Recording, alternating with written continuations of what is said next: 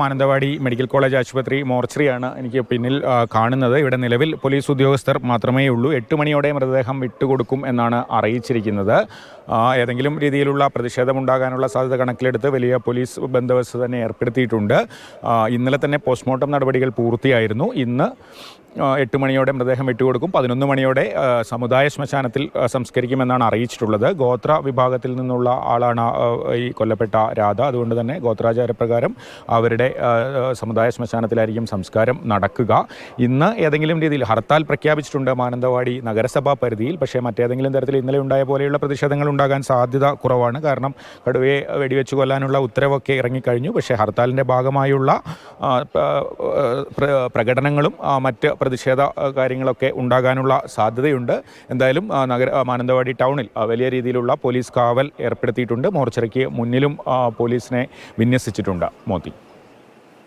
ശരി, കമലും ഇംതിയാസുമാണ് വിവരങ്ങൾ നൽകിയത്. മൃതദേഹം 8 മണിയോടുകൂടി ബന്ധുക്കൾക്ക് വിട്ടുകൊടുക്കുമെന്നാണ് ഇപ്പോൾ നമുക്ക് ലഭിക്കുന്ന വിവരം. അതുപോലെ തന്നെ അരുൺ സഖ്രയുടെ നേതൃത്വത്തിലുള്ള സംഘം വയനാട്ടിൽ മാനന്തവാടിയിലെത്തും. ഒന്നുകിൽ മയക്ക് വെടിവെച്ചോ കൂട്ടിൽ ആക്കിയോ, അതുമല്ല എങ്കിൽ വെടിവെച്ച് കൊന്നോ ഇതിനൊരു പരിഹാരം ഉണ്ടാക്കണമെന്നാണ് ഇന്നലെ തന്നെ ആവശ്യപ്പെട്ടിട്ടുള്ളത് ജനങ്ങൾ.